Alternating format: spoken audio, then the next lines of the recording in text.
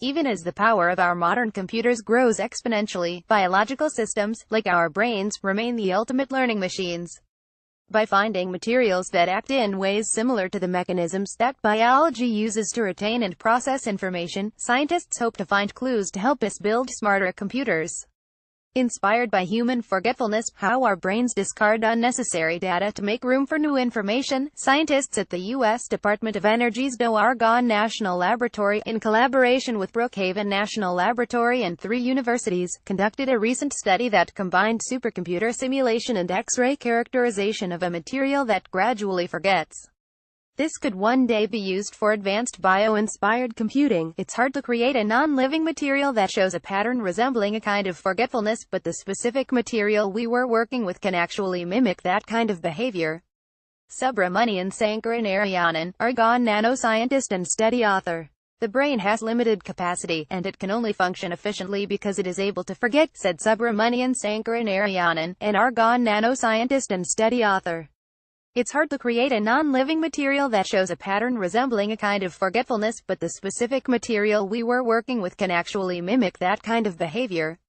The material, called a quantum perovskite, offers researchers a simpler non-biological model of what forgetfulness might look like on an electronic level. The perovskite shows an adaptive response when protons are repeatedly inserted and removed that resembles the brain's desensitization to a recurring stimulus. Quantum simulations performed at the Argonne Leadership Computing Facility (ALCF), a DOE Office of Science user facility, probed the origin of this adaptive response.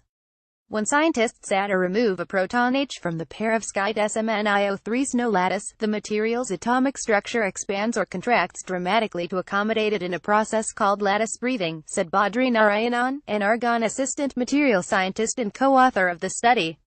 But when this happens over and over again, the material's behavior evolves such that the lattice breathing is reduced. The proton threat no longer causes the material to hyperventilate. The material's electronic properties also evolve with this process, said Narayanan.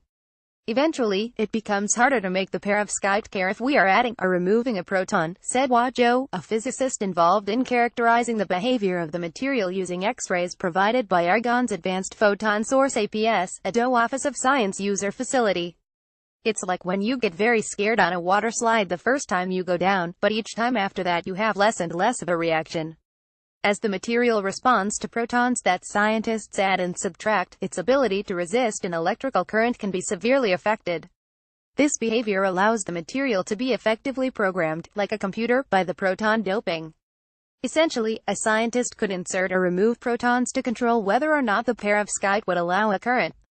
Researchers have recently pushed to develop non-silicon-based materials, like perovskites, for computing because silicon struggles to use energy as efficiently.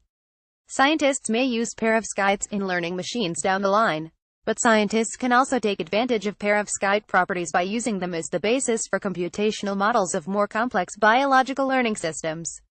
These simulations, which quite closely match the experimental results, are inspiring a whole new algorithms to train neural networks to learn, said Matthew Cherakara, an Argonne postdoctoral scholar at the APS. The perovskite material and the resulting neural network algorithms could help develop more efficient artificial intelligence capable of facial recognition, reasoning and human-like decision-making. Scientists are continuing the research to discover other materials with these brain-like properties and new ways to program these materials. Finally, unlike silicon, whose properties can be reliably described using simple computer models, understanding the perovskite material requires computationally intensive simulations to capture how its atomistic and electronic structure reacts to proton doping. A classical framework doesn't apply to these complex systems, said Sankaranarayanan, who, along with Narayanan and Cherakara, modeled the perovskite's behavior at Argonne Center for Nanoscale Materials, a DOE Office of Science user facility, and the ALCF. Quantum effects dominate, so it takes very computationally demanding simulations to show how the proton moves in and out of the perovskite structure. This type of comprehensive research is a unique capability of Argonne's interdisciplinary campus, where scientists can easily share ideas and resources. A study based on the research, habituation-based synaptic plasticity and organismic learning in a quantum perovskite, appeared in the August 14 online issue of Nature Communications. The research is affiliated with the Center for Spintronic Materials, Interfaces and Novel Architecture (CSPIN), one of 6 centers funded by the Semiconductor Research Corporation and the Defense Advanced Research Projects Agency. Funding for the research was provided by the U.S. Army Research Office, U.S. Air Force Office of Scientific Research, CSPIN, Intel Corporation and by the Vannevar Bush Faculty Fellowship. The team included researchers from Argonne, Brookhaven National Laboratory, MIT, Purdue University and Rutgers University. Argonne National Laboratory seeks solutions to pressing national problems in science and technology.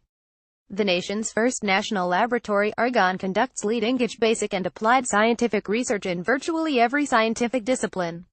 Argonne researchers work closely with researchers from hundreds of companies, universities, and federal, state and municipal agencies to help them solve their specific problems, advance America's scientific leadership and prepare the nation for a better future.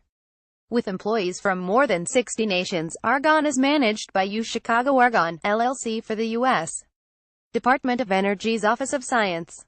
The U.S. Department of Energy's Office of Science is the single largest supporter of basic research in the physical sciences in the United States and is working to address some of the most pressing challenges of our time.